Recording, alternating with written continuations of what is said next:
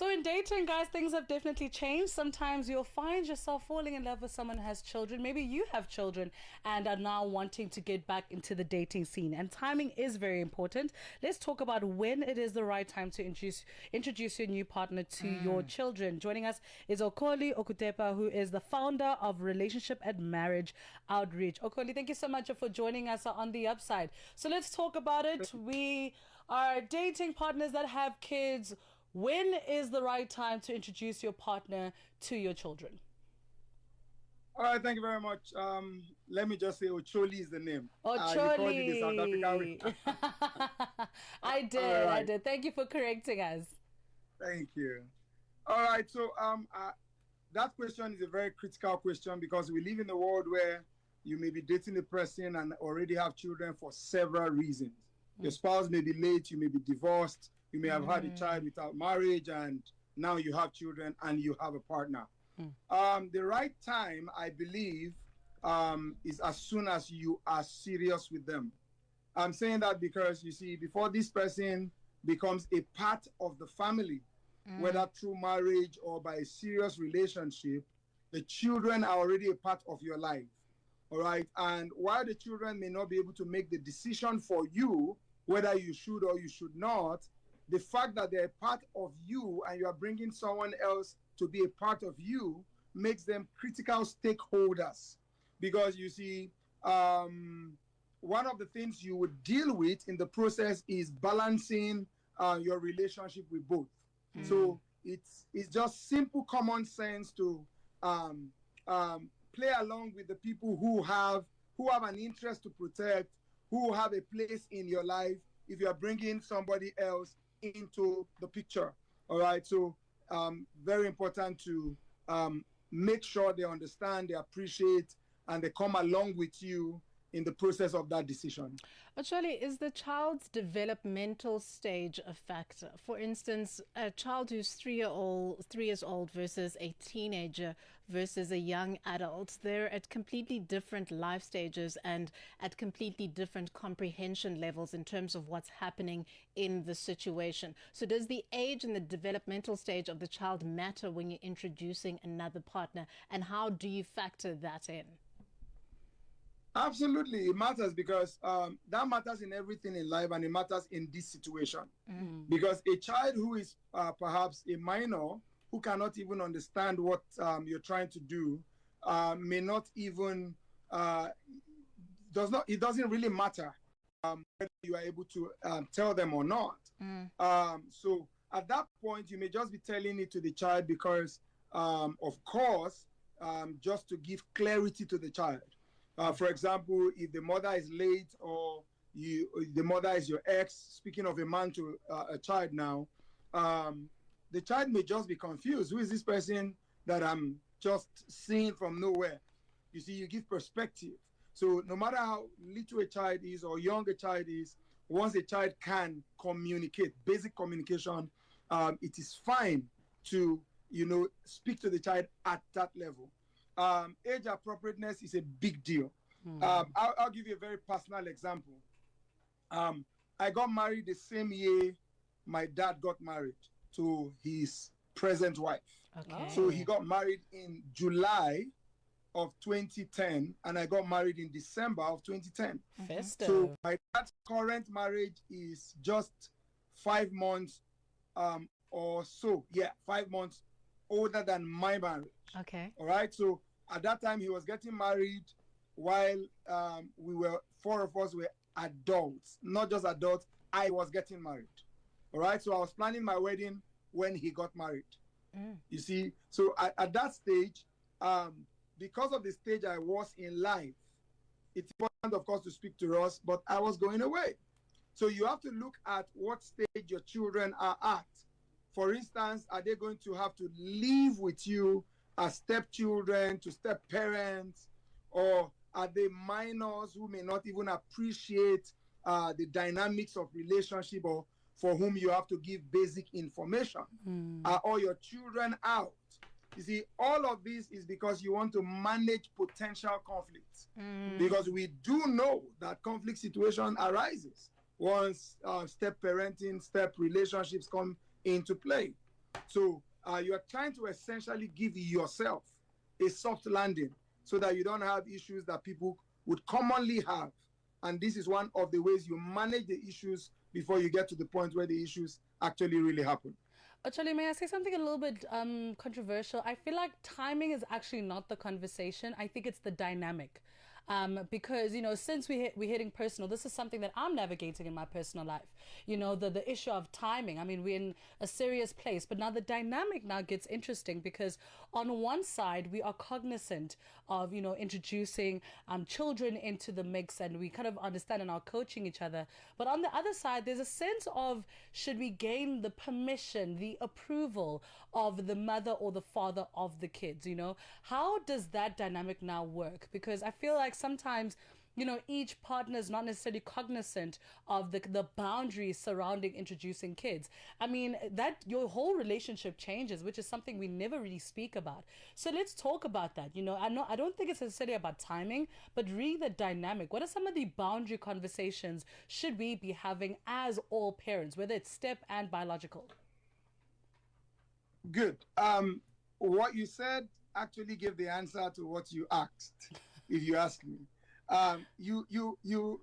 You said perhaps it's not really about timing, but went back to make it about timing, because you see, when you deal with those dynamics, you're actually dealing with a time factor, and particularly in our culture where men can be particularly tough, and men can, in a lot of respect, be so powerful that nobody corrects or questions them.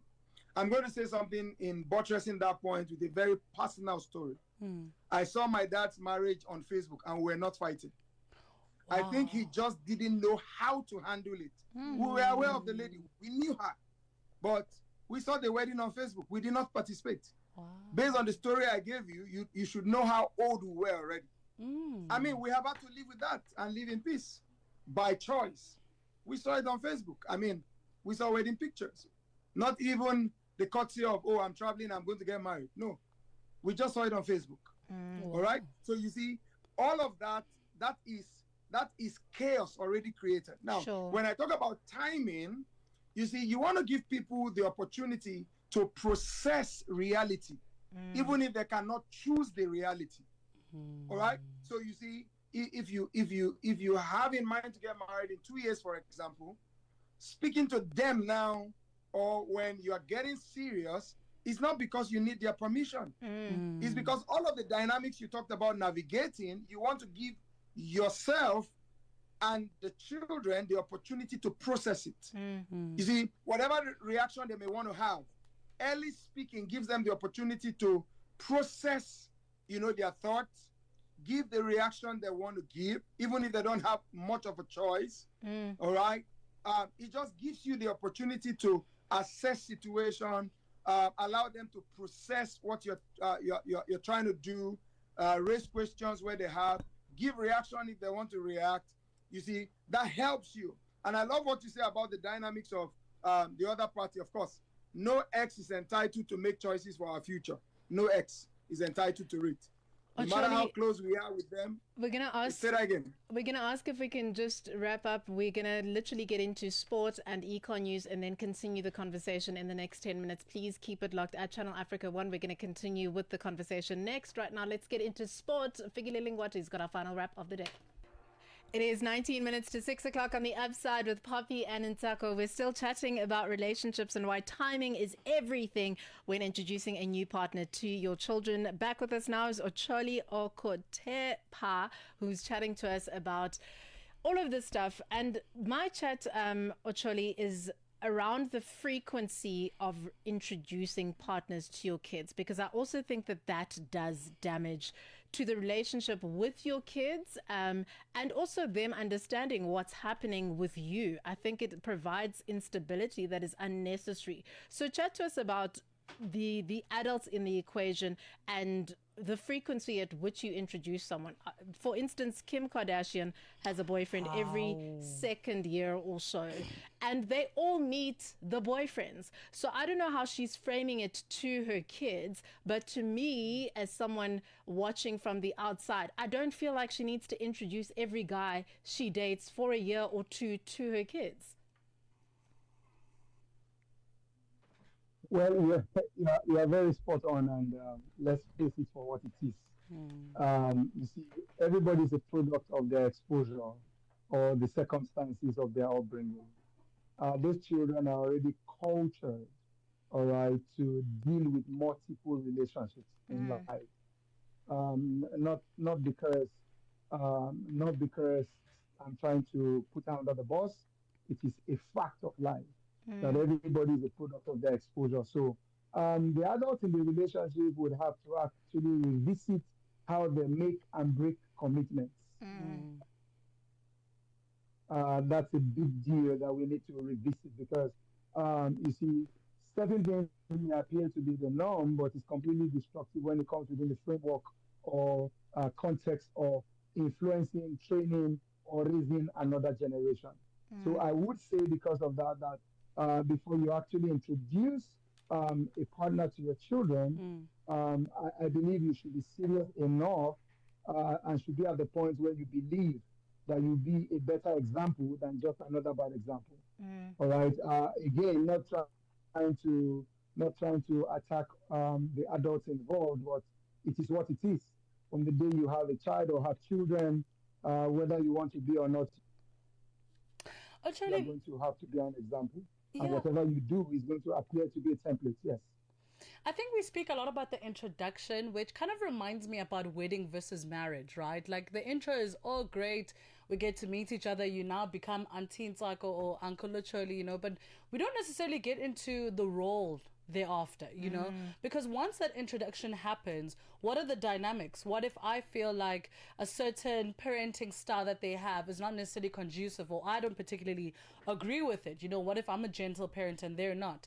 How do we navigate that? I mean, issues of things like discipline, homework, career, how do you navigate conversations like that? For example, birthdays, anniversaries, family events, how do we, I feel like that's the marriage aspect, besides the wedding. I think we focus a lot on the intro, but thereafter it's really now the real work that needs to happen. How do we kind of slowly integrate into step parenting, co-parenting, and everyone just parenting as a village?